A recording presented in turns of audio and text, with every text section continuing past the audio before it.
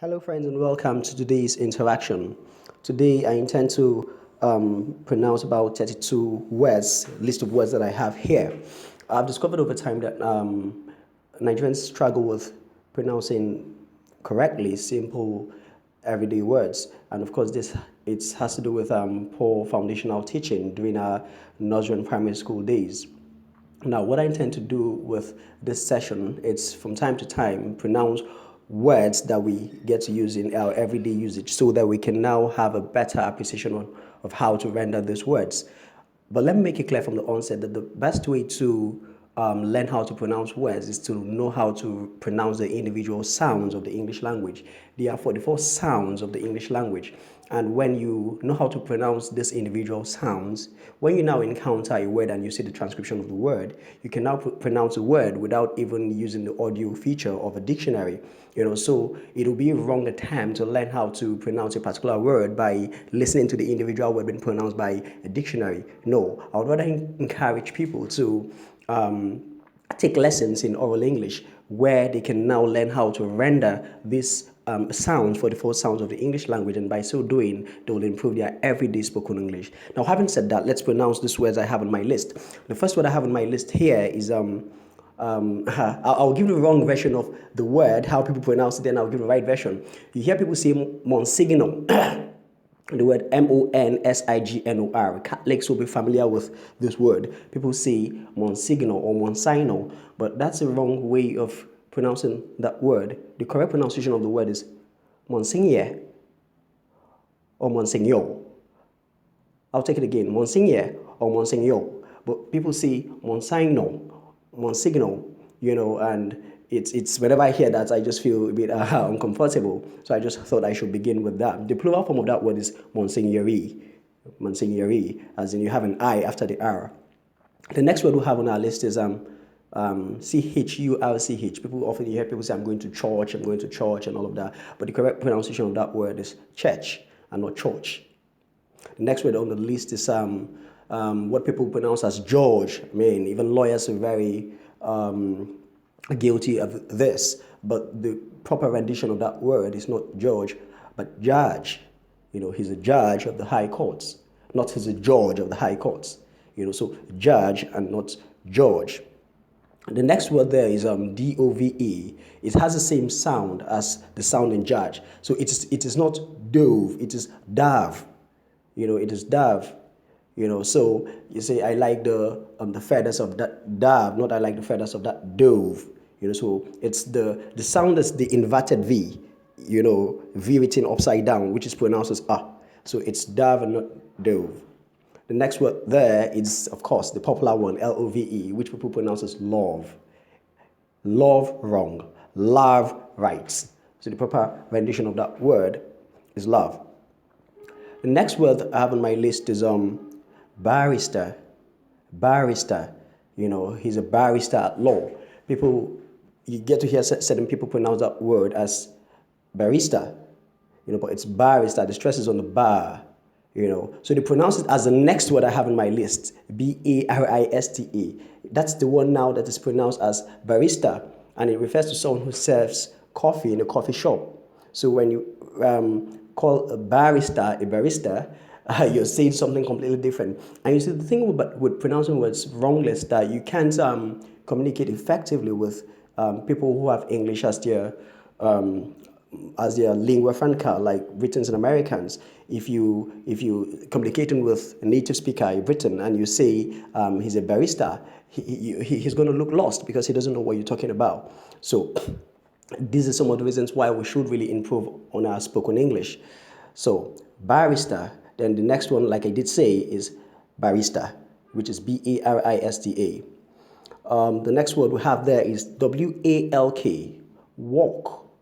Walk. People pronounce walk as work. Walk. I'm walking to say I'm walking 2 miles tomorrow. While work is work. Work. So work, the O there has the schwa sound.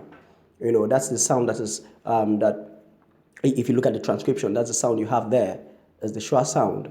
So it is work and not walk. I'm going to walk. So the I'm going to walk is actually WALK. You're walking. I hope I'm communicating. Then the next word we have there is WORD, which is word.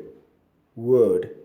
And then WORDSMITH, wordsmith. Wordsmith. So just like you all know, I go by the nick Wordsmith. So I can say my name is Nedu Wordsmith on one hand, not Wordsmith. Wordsmith. And then we have doctor, not doctor. He's a medical doctor, wrong. He's a medical doctor. So it's doctor and not doctor. So the O before the R is the schwa sound. So doctor, not doctor. Ghanaians are actually good at pronouncing this word. And actually Ghanaians have a better pronunciation of the English language than Nigerians, even though sometimes too they get to blunder in trying to get it right. Then of course we have GIRL for girl, not girl. You hear people say girl. It's not girl, it's girl. She's a girl. I just give birth to a girl child, not girl child. And then you have, oh yes, this one. Christians often falter in trying to render this particular word. They say evangelism. We are going for church evangelism. In fact, they will say it's church evangelism. Wrong. I'd actually corrected church earlier on. So the word is not evangelism, it's evangelism. Evangelism, the stress is on the van. So we're going for church evangelism, not we're going for church evangelism. Okay, then we have, I repeated girl again. So we have LUXURY. People say luxury. It's not luxury, it's luxury. Luxury. So that politician lives a life of luxury, not lives a life of luxury. All these big Marco Polo buses, you hear people often refer to them as luxury bus. They're actually not luxury bus. What they intend saying is that they are luxury buses. So I hope we've gotten it right. And the next word we have there is education, which people wrongly pronounce as education. It is not education, it's education. And then, of course, educates. So you don't say education, no. That young man has had a proper education, And then we have pronouns. People say pronounce, it's not pronounce, it's pronounce. Pronounce, not pronounce, so it's pronounce. And then you now have pronunciation, not pronunciation. It's funny.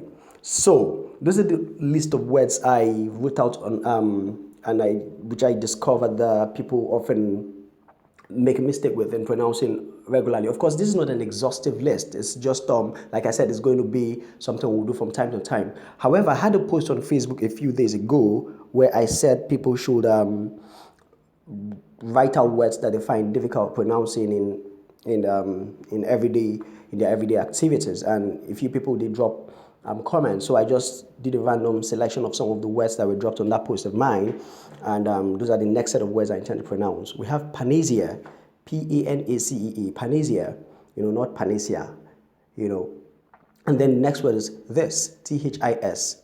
THIS and THESE. You see, people sometimes to struggle with distinguishing between these two words. THIS singular, this. THESE plural, these. So this and these. Then we have three words following themselves in the sequence, and I think I'll need to dwell more on explaining this. Military, necessary, solitary. Now, you discover that in words that end with ARI, most words that end with ARI, Britons pronounce it as, in the word we have here, military or military, solitary or solitary, necessary or necessary. Now, if you check most English dictionaries, British English dictionaries, you would see that the schwa sound is hyphenated or bracketed. What they're trying to tell you is that the schwa sound there can be omitted when pronouncing these words. The schwa sound is the letter A there. It's represented by the schwa sound if you check the transcription. So it is, if you say military, you've omitted the schwa. But if you say military, you've rendered the schwa. If you say necessary, you've omitted the schwa. If you say necessary, you've rendered the schwa. If you say solitary, you've omitted the schwa. If you say solitary, you've rendered the schwa. But that word necessary, I pronounce it as necessary because it's it has a special appeal when you render it that way. And sometimes some English teachers will say that it's a better way of rendering the word. Now, but let me quickly say something. How Americans pronounce these words in contradistinction with Britons. For where a Briton will say military, an American will say military. So the air sound is voiced. It's an air sound they have there. Then the American, where a Briton will say necessary, an American will say necessary. And then where a Briton would say solitary, an American would say solitary. So I hope we now know how to distinguish between American and British pronunciation of these words. Then the next word there is eke, ik, ik. And what does the verb ik mean? It means to manage resources so it can last a longer time. So you can see that young man was basically eking out a living, not ek. People pronounce it as eking out a living. No, it's ik. And the next word there is checkered. Checkered. You know, you can see that man has had a checkered career. That's an undulating career, a career of ups and downs. You know, it's checkered, not checkered or something of that sort. And then you have infinites. That's the next word on the list here. Infinites. And then you have enunciates. Enunciates, not enunciates. You hear people say enunciate. No, you don't enunciate, you enunciate, which is what I'm doing presently. I'm enunciating English words so that my listeners can now have a better precision on how to render these words. Enunciates. And then you have flour, F-L-O-U-R. People pronounce it as flour. It's not flour, it's flour. And then you have mother, my mother, not mother. You know, it's mother. You know, and finally, you have the word antichrist. The word anti is actually where the emphasis is on. Why Britons will say anti, Americans will say anti. You know, but you listen to the news and you hear some of our broadcasters say anti-terrorism. You know, I'm talking about British, Nigerian broadcasters. It's not anti-terrorism, it's anti-terrorism. But if you communicate with an American speaker, then of course you can say anti-terrorism because that's how they render these words. So I hope someone has learned a thing or two today. Hopefully, God helping us, we'll try to make this as regular as we can. Till we come your way again, stay fine. God bless. Bye-bye.